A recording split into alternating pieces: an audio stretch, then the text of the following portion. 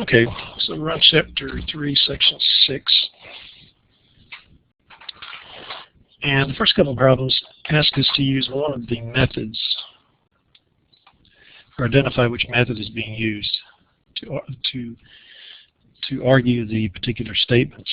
And so, for example, in the one, if James Taylor comes to town, so let's say, so what we have is if P, or P is the statement, James Taylor comes to town, then, I guess we'll just do then, we'll do it in symbols in just a second. If P, then I will go to the concert Q. Okay, so we can write that as if P, then Q. So that's the first part of the argument. The second one is if I go to the concert, so that's Q. If Q, then S. Okay, so P is the statement, James Taylor comes to town. Q is the statement, I will go to the concert. So then we say, if I go to the concert, then I will be sick from work. And the final statement is, if James Taylor comes to town, then I will be sick from work. So basically we take the first and the last term. And this is called the transitive property, based on what's in math, the transitive property in math. If A equals B and B equals C, then A equals C. So if you go to page 128, and you look at valid arguments, you see if reason by transitivity is P, if P then Q, if Q then R, then if P then R. And that is a valid argument. So we can say valid by transitivity. Okay, let's do the next one that we normally do by threes. So the first statement is, if Andrew Noble sells his quota, then he'll get a bonus. So let the Noble part, so that's P, the statement about Noble. Bonus is Q. And so then what we have is, the first one is the next statement, Andrew Noble sells his bonus. That's just saying P. And the final one, he gets his bonus. So that's Q. So the way we represent this is if P, then Q. If Andrew Noble sells his bonus, it sells his quota, then he'll get a bonus. The second one is Andrew Noble sells his quota, which is P.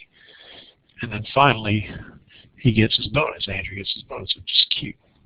So it's if P, then Q, then state P, then the result is Q. So we go back to page, whatever number it is, 128.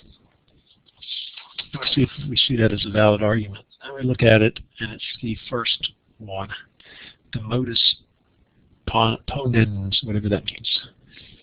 Okay, so we'll say it's valid by modus whatever. Okay, so let's do the next one, number 7. So we look at reading number 7 here. If Mariano Rivera pitches, the Yankees win. The Yankees do not win. Mariano Rivera does not pitch. Okay. So what we have is, we're going to say statement P is about Mariano. Okay. Statement Q is Yankee wins. Okay, say that win. The Yankees win. Not Q is they don't win or they lose. So let's just say not win, because that's what they say. Look, not win does not win.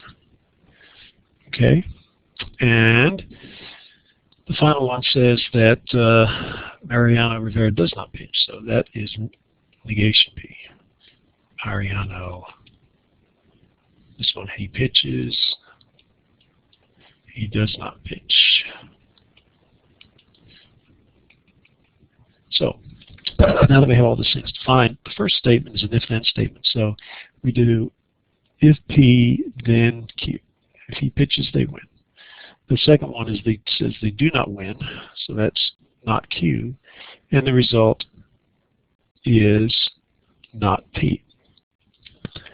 Okay, so let's go ahead and look at valid arguments. So we've got the second one, which is if P then Q, not P. So this is a valid argument by modus tollens.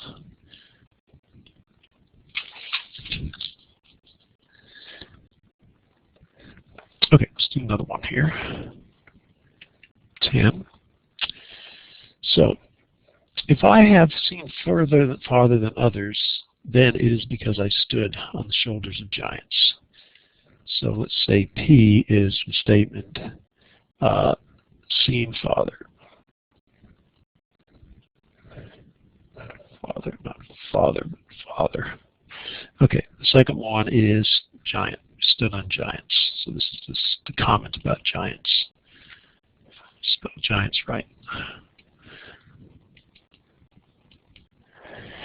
Okay, then we have, I have not seen further than others, which is a negation of that, and I have not stood on the shoulders of giants, which is that one. So the first statement is an if-then statement. So we have if P, then Q.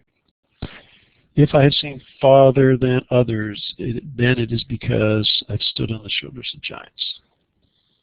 I have not seen farther than others. So that would be negation of P, and the result is that I have not stood on the shoulders of giants. So that's how we would write that particular argument. So again, we go back to page 128, see if there's anything. So we see, if we go down to invalid arguments, we see if P then Q, not P, not Q. So this is a fallacy by fallacy of the inverse.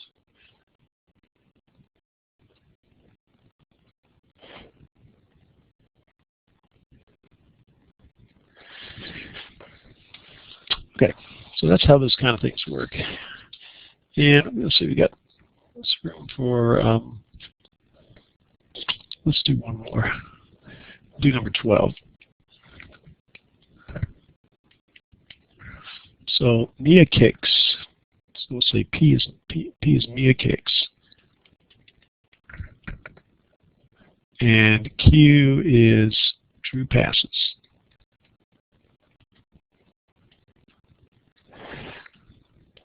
So what we have is the first statement is Mia kicks or Drew passes. The second statement is Drew does not pass. So that's not Q. And then the final result here is Mia kicks. So that is P. So we have if Mia kicks or Drew passes. Drew does not pass. Mia kicks. Okay, so we go back to page 128 again. And let's see if we see anything in the books.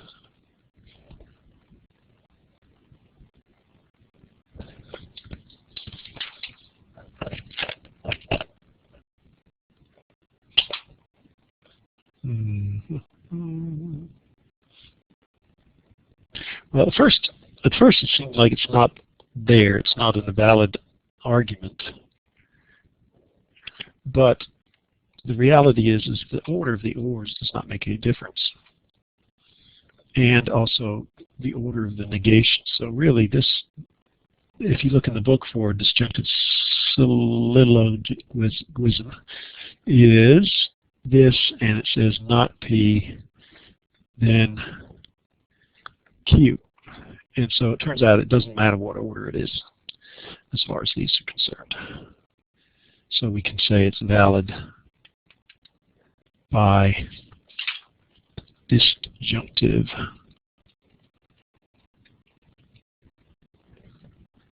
I don't know how to pronounce that. Okay, so that's it for the first section.